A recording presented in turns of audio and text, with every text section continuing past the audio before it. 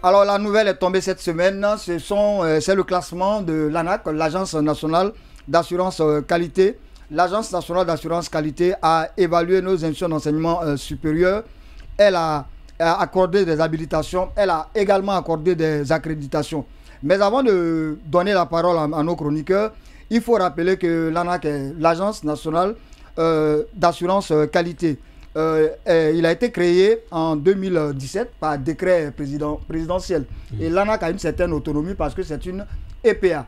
Voilà, donc l'ANAQ est dirigé par monsieur le professeur Cabinet Oularé, qui est le secrétaire exécutif. Alors, en termes de classement, la première institution publique qui est dans ce classement, c'est l'Institut supérieur des mines et de géologie de Bokeh, aujourd'hui qui a la palme de la meilleure université publique en République de Guinée, selon quand même le classement de l'ANAQ. Et après, nous avons, pour les institutions d'enseignement privé, la meilleure université, c'est celle de l'université Nongor Conakry. Voilà, donc cette évaluation, comme je l'ai dit, elle aussi a fait couler beaucoup d'encre et de salive. Certains ont trouvé qu'elle était objective, certains ont trouvé qu'on ne comprenait pas trop comment cette évaluation a été faite. Alors donc, on va interroger nos chroniqueurs. Et d'ailleurs, je crois que si la technique me suit, on pourra tout de suite aussi joindre également M. Mohamed Efas Silla, qui est fondateur de l'Université Générale Lansana Conté de Lambaye. Il va aussi nous donner son point de vue sur cette évaluation. Alors, M. Vali Condé, l'ANAQ évalue les institutions d'enseignement supérieur. Bonne ou mauvaise chose? Oui. Et comment est-ce que cette évaluation se fait-elle? Bon, moi, je voudrais d'abord commencer par m'interroger. La différence entre l'institut et l'université. Est-ce qu'il faut classer les instituts et les universités dans le même cadre? Est-ce qu'il ne faut pas classer? Est-ce qu'il faut les évaluer ensemble? Est-ce qu'il faut les évaluer ensemble? Est-ce qu'il ne faut donc, pas... vous pouvez voir sur l'écran le classement pour continuer. Mais je pense que est-ce qu'il ne faut pas classer, faire le ranking des instituts à part et le ranking des universités à part? Parce que les deux n'ont pas à peu près même activité. Puisque quand on prend une université, on ne peut pas comparer une université à un institut, je pense. Maintenant, moi, je souhaiterais, n'est-ce pas, que l'ANAQ fasse la différence entre l'évaluation des universités et l'évaluation des instituts. Ça, c'est la première remarque d'abord. C'est pourquoi quand je vois que Bokeh est classé, l'Institut de Bokeh est classé premier par rapport à Somphonia, par rapport à Gamal, par rapport à Kankan, je m'interroge. Ça, c'est la première question. Vous savez, il ne faudrait pas aussi qu'on oublie que Madame la ministre était directrice générale de Bokeh avant de venir. Il ne faudrait pas qu'on oublie ça. Mais quand même, vous n'allez pas nous dire qu'on a voulu faire une fleur. Vous savez, non, à chaque fois qu'on dit que Bokeh a bien travaillé, ça veut dire que Madame la ministre a laissé une bonne trace. Ça fait mal aussi que Madame quitte et qu'on fait le classement. On voit que c'est un institut médiocre, je pense. Oui, mais si vous remarquez même bien d'ailleurs sur ce tableau-là, les instituts sont, disons, placés en première position. Institut supérieur des mines, après on a Institut, qu'on appelle ça, supérieur de technologie de Mamou, ensuite on a Institut supérieur d'agronomie de Farana, Institut encore supérieur des sciences de l'éducation de Guinée, et c'est après tout cela qu'on te retrouve l'Université Générale Lansana Conté à la 5e place. Donc il y a nettement quand même des différences entre les universités et les instituts. Ça veut dire que, regardez, quand on a l'impression que les instituts travaillent mieux que les universités. Comme vous le dites là, vous savez, l'ANAQ travaille sur 3 points. Nous avons d'abord le ranking, c'est-à-dire le classement des universités. Nous avons l'accréditation, c'est-à-dire la validation des programmes. Et nous avons aussi l'habilitation, c'est-à-dire que le droit qu'il accorde aux universités de délivrer le diplôme. Voilà, donc selon même la définition qu'on appelle ça de l'ANAQ même, c'est la légalité. Donc l'habilitation permet d'évaluer la légalité, la capacité d'une institution à délivrer des diplômes. Et l'accréditation, c'est la qualité d'un programme de formation selon des standards et des critères de référentiel de l'ANAQ. Voilà. Maintenant, moi, je sais que beaucoup d'universités n'ont pas eu l'habilitation de l'ANAQ. Ça veut dire que ces universités ne doivent pas délivrer le diplôme. Beaucoup d'universités, il faut le rappeler, n'ont pas eu l'habilitation. Ce qui veut dire techniquement, on prend ça théoriquement, puisque vous n'avez pas l'habilitation, vous ne pouvez pas délivrer tel ou tel diplôme. Mais la question qu'on va se poser, c'est est-ce que cela peut avoir des conséquences, par exemple, mais la question qu'on se pose, oui. nous voudrions quoi? Nous voudrions que l'ANAC publie la liste de ces universités. Voilà, donc, qui ne sont pas Monsieur Mvalikone, vous allez nous excuser. Nous allons tenter de prendre notre invité au téléphone. C'est Dr Mohamed Efas Sila. Il est fondateur de l'Université générale Lansana Comté de Lambagne. Il est également ancien diplomate. Il a un regard, il a un point de vue par rapport à ce classement. Nous allons l'écouter. Monsieur Dr Sila, bonsoir. Bonsoir. Voilà, oui, comment allez-vous, docteur?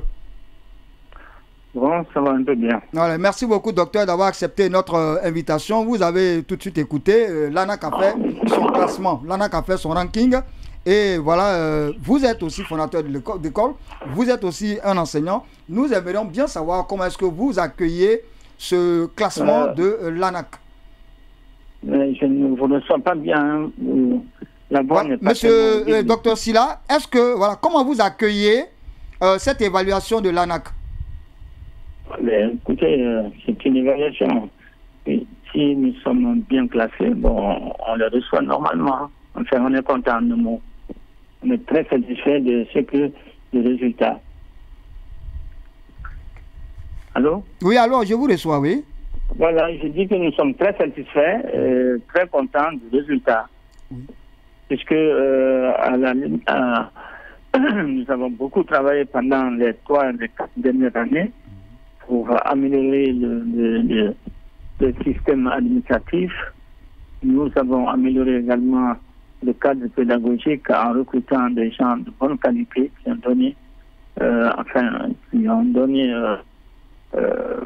ont fourni beaucoup d'efforts pour pouvoir améliorer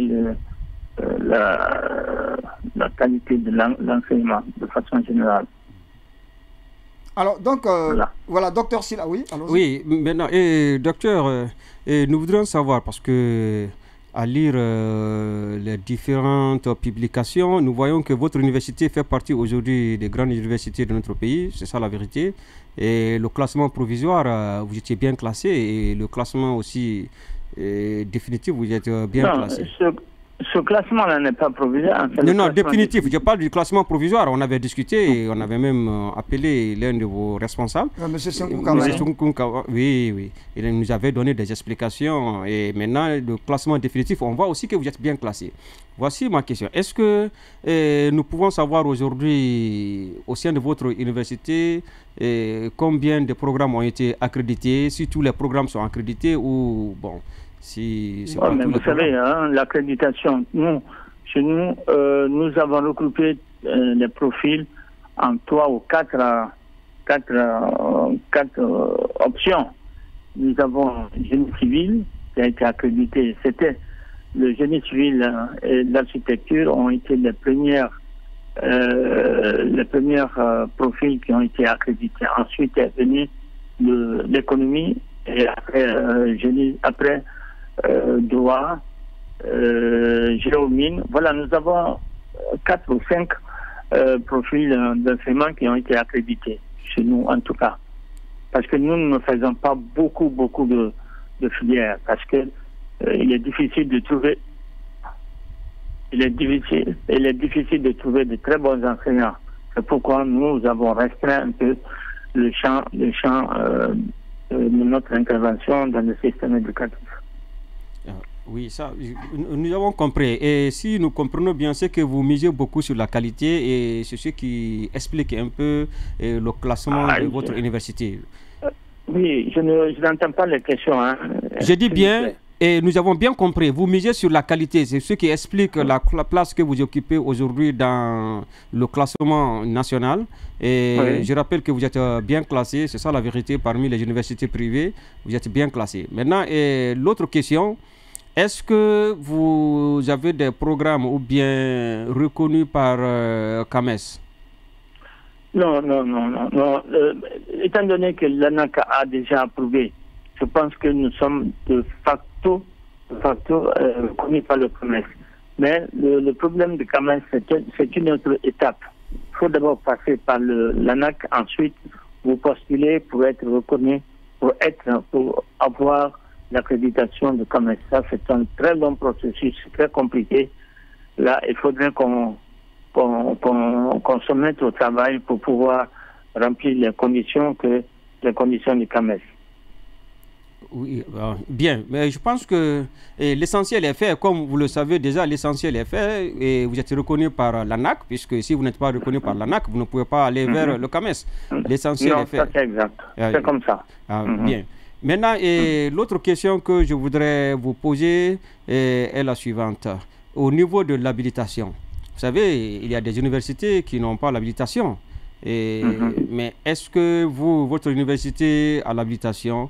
Je voudrais le savoir. Oui. Tous les profils dont je vous ai parlé là sont déjà habilités. Économie, droit, génie civil, architecture, urbanisme et géométrie sont tous habilités. L'université est habilitée à délivrer les diplômes de ces profils-là. Bien. Maintenant, et sur le plan de ranking, le classement, selon vous, qu'est-ce qui a prévalu? Pourquoi vous avez occupé, comment dirais-je, cette place? Votre spécificité, ce qui se trouve chez vous et qu'on ne trouve pas ailleurs. Bon, écoutez, le ranking, c'est ça le classement. Hein? C'est ça l'anglais qui est du ranking. Bon, nous sommes classés parmi la première université privée en termes de ranking. Mais ils se sont basés sur des critères très précis. Hein. Oui. Les critères sont très précis. L'administration, la gouvernance, la participation communautaire. C'est surtout la formation pédagogique, la gouvernance académique. Là, je crois que c'est le point le plus important dans ce ranking-là. Et nous avons été classés première dans ce classement-là. Et l'infrastructure? Est-ce qu'on ne bise pas sur l'infrastructure? Si, l'infrastructure fait aussi partie, bien sûr. L'infrastructure fait partie. Bon, moi, je ne sais pas. En tout cas, nous, on ne fait pas partie. Enfin, je n'ai pas vu que nous avons été bien classés ou mal classés dans l'infrastructure. Vous connaissez bien l'université générale de Comté. C'est de grands bâtiments, 4 bâtiments administratifs, administration. Ensuite, il y a le bâtiment de la scolarité qui abrite la comptabilité. Et puis, il y a 2 grands bâtiments qui ont chacun 20, 25, 26 classes et des salles de conférence, des ateliers et tout ça. Bon, je ne sais pas. Je ne sais pas comment le classement a été fait dans ce cadre-là. Bon, mais nous, on se concentre surtout parce que les universités, c'est quoi? C'est l'enseignement. L'enseignement, une fois que l'enseignement est bien structuré, les matières sont bien structurées, les professeurs suivent correctement le curriculum, je pense que c'est ça le plus important. Les laboratoires sont enseignés, enfin, sont bien équipés, les enfants suivent les cours pratiques et les cours théoriques. Voilà, donc le reste là, on va se battre pour. En tout cas, moi, je suis en train de planifier pour qu'on puisse aller au CAMES, Inch'Allah, l'année prochaine. Oui, merci. Maintenant, la dernière question, pour moi, est-ce que vous avez des recommandations à faire à l'ANAC, puisque le classement est déjà fait et rien n'est à 100% bon? Mais qu'est-ce que vous n'avez pas apprécié? Quelles recommandations ou bien quelles propositions vous voulez faire à l'ANAC pour l'amélioration de ces activités? L'ANAC, bon, je n'ai pas de recommandations à faire parce que l'ANAC travaille sur la base des critères qui sont définis par le CAMES, parce qu'il se base sur les orientations du CAMES pour établir les critères d'évaluation.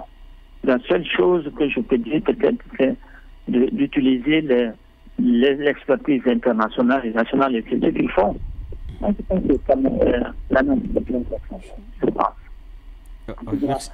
Les évaluations que nous avons eues ont été bien menées. Il n'y a pas de copinage et moi, je pense que nous devons travailler. Monsieur Mansari, pour la dernière question. Docteur Mohamed Silla, toutes mes félicitations pour le travail abattu pour l'éducation. Une nation. Merci. Tant vaut l'éducation, tant vaut une nation. Toutes nos félicitations. Aujourd'hui, moi, j'ai juste une petite question, surtout que qu'est-ce que vous projetez dans l'avenir pour être encore plus pionnier, pour encore marquer cette victoire au-delà des programmes habilités aujourd'hui? Ah oui, mais je l'ai dit tout à l'heure, nous allons travailler, on a déjà restructuré l'administration, nous allons continuer l'année prochaine, nous allons restructurer complètement le corps professionnel, amener beaucoup plus de personnes, des Guinéens. Parce que les gens en Guinée, on veut toujours faire venir des gens de l'extérieur, alors que la Guinée regorge de très très bons enseignants qui ont une très bonne expérience, qui ont fait quelque chose, et on va se baser sur cela pour pouvoir recruter de très bons professeurs pour améliorer la qualité de l'enseignement, pour qu'on puisse, à la prochaine évaluation, pour qu'on puisse être encore beaucoup plus classé, enfin, premier, peut-être premier A+, comme disent les Anglais. D'accord. Généralement, les autres universités... Maintenant, nous voulons A+. Généralement, les autres universités se plaignent de coûts de ces évaluations-là. Est-ce que vous trouverez ces coûts-là raisonnables ou il faut vraiment plaider à la réduction? Bon, on a cette question, on l'a longuement discutée. N'oubliez pas que je suis le vice-président de la CRESUP. On a posé cette question. L'ANAQ est en train d'examiner la possibilité de réduire les coûts. Je ne sais pas quand, mais nous l'avons posé. Et, vous savez, le coût est fixé en fonction des honoraires de consultants. Si un consultant de bonne qualité, il vous demande, vous devez me payer 50 000 par heure, donc vous devez le faire. Sinon, vous ne le prenez pas, vous allez prendre quelqu'un de moindre qualité. Et ça, là, le rapport d'évaluation doit se ressentir, parce qu'il ne doit pas examiner en profondeur des questions qui sont posées dans les critères d'évaluation. Voilà, monsieur Dr Sylla, il y a la polémique autour des diplômes qui ont été délivrés à l'université Lansana Conté de Symphonia. Est-ce que vous travaillez avec l'arrêté de 2019 ou l'arrêté de 2007? Oui, mais vous savez, moi je suis... non, on n'a pas de problème. On n'a pas de problème. Nous, déjà, dans le diplôme, moi j'avais déjà mis l'arrêté 2019. J'ai travaillé sur cette base. C'est pourquoi il n'y a pas eu de revendication chez moi. Donc c'est l'arrêté 2019 que vous avez utilisé? Oui, depuis longtemps d'ailleurs. Depuis longtemps d'ailleurs, hein, parce que c'est depuis 2019. Oui. Donc, monsieur Sylla, merci infiniment du temps que vous avez pris pour nous. Nous avons compris comment est-ce que l'UNC a réussi à se classer ainsi. Et merci, et nous espérons vous revoir. Et félicitations. Plus professionnellement. Voilà. Merci à vous. Merci à vous. Merci. Alors, c'était monsieur Mohamed Sylla, docteur Mohamed Sylla, qui est le fondateur de l'université Général Lansana Conté de Lambagne, une de ces universités qui s'est retrouvée être parmi les mieux classées dans le classement de l'ANAQ. Monsieur Mvali Condé, quelques éléments avant de terminer avec cet autre thème, parce que nous aurons sûrement monsieur Kabinet Oularé, le professeur Kabinet Oularé, qui est le secrétaire exécutif de l'ANAQ, qui viendra ici expliquer aux téléspectateurs et aux auditeurs comment est-ce que l'ANAQ fait ses évaluations et comment est-ce qu'elle fait ses accréditations. Ok, moi personnellement, je vais rebondir sur la même remarque que M. Condé. En principe, au niveau de l'enseignement supérieur, nous avons plusieurs types d'institutions.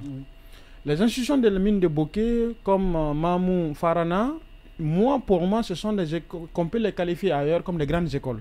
Ce sont des grandes écoles. Pour avoir accès, il faut avoir au moins 16 de moyenne, qui forment dans les sciences exactes et qui forment les élites dans ce domaine-là.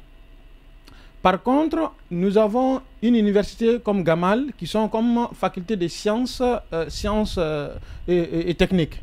Donc, nous avons des filières pour former, par exemple, les ingénieurs ou les techniciens supérieurs, eux, dans les domaines aussi comme santé, comme la médecine, la pharmacie. Ils sont plus pratiques en fait. Exactement. Ils sont plus dans la pratique. Et là aussi, pour intégrer, ils sont moins exigeants que les autres, mais d'autres facultés ont les mêmes exigences que les grandes écoles.